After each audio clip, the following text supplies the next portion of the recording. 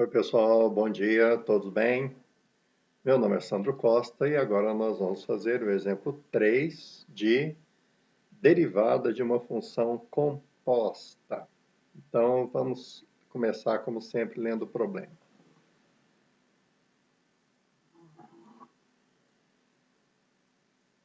Derive a função e elevado a cosseno de x mais seno de x. Quando é que eu tenho uma função composta mesmo? É quando eu tenho uma função, dentro dela tem outra função, uma função dentro da outra. E, de novo, vamos relembrar como que a gente deriva uma função composta. Então, de novo aqui, né? Função composta, eu tenho uma função g dentro de uma função f, né? Como é que eu derivo a composta? Eu derivo de fora congelando a função de dentro, vezes a derivada somente da função de dentro, né?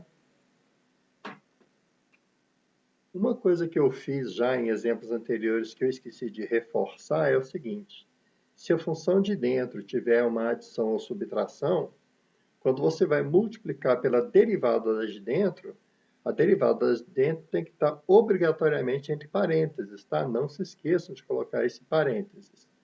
Eu coloquei nos exemplos anteriores, mas vamos reforçar isso nessa aula de agora. Então, olha, nessa primeira função aqui, o cosseno de x mais seno de x é a função de dentro.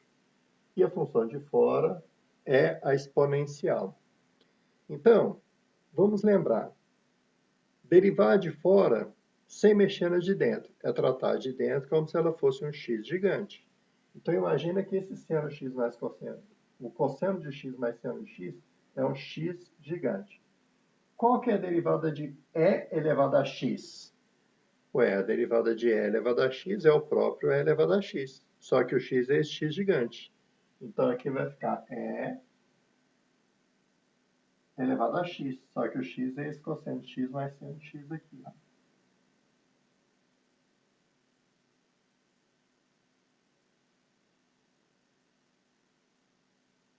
Vezes... Agora, o vezes está na base, viu? A derivada somente da função de dentro. Quando a função de dentro tem uma adição ou subtração, é obrigado a colocar parênteses. Derivada de cosseno é menos seno. E a derivada de seno de x é cosseno de x. E essa daqui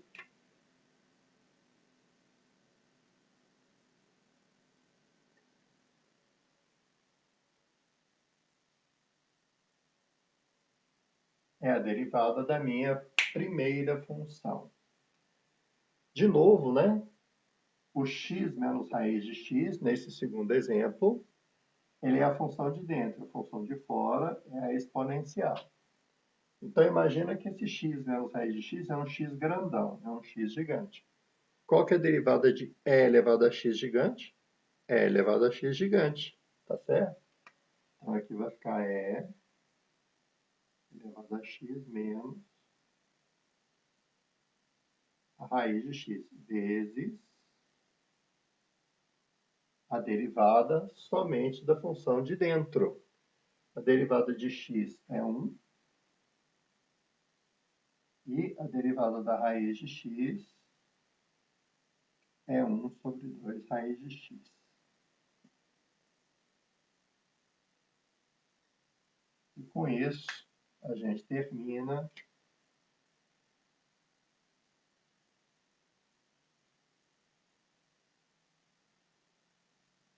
a derivada da segunda função. Toda vez que no lugar do x tem alguma coisa diferente, do x sozinho, 2x, 3x, menos x, trata-se de uma função composta. Então, aqui no caso, o 10x é a função de dentro e o cosseno é a função de fora. Então, vamos fazer a nossa derivada. Imagina que você tem um x gigante. Qual que é a derivada do cosseno de um x gigante? Menos seno de um x gigante.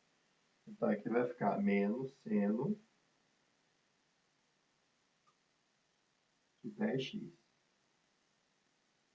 vezes a derivada somente da função de dentro.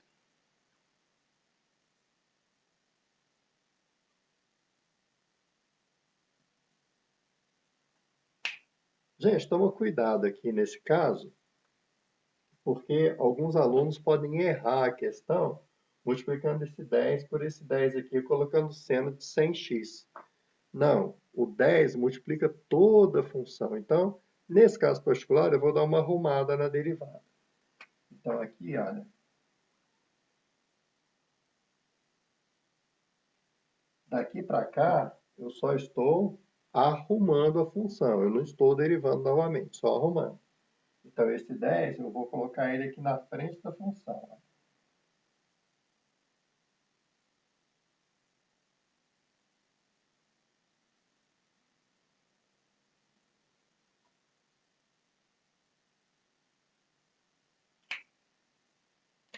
E essa daqui é a derivada da minha terceira função. Então, derivada de uma composta. Deriva de fora sem mexer na de dentro. Derivar de fora sem mexer na de dentro é tratar de dentro como se fosse um x gigante. Vezes a derivada só da função de dentro. E se por acaso a função de dentro aparecer uma adição ou aparecer uma subtração, quando você for multiplicar a função de dentro, é obrigatório colocar a derivada da de dentro entre parênteses, ok? E com isso, a gente termina a teoria de derivada da função composta. Por essa aula é só. Grande abraço, turma. Tudo de bom.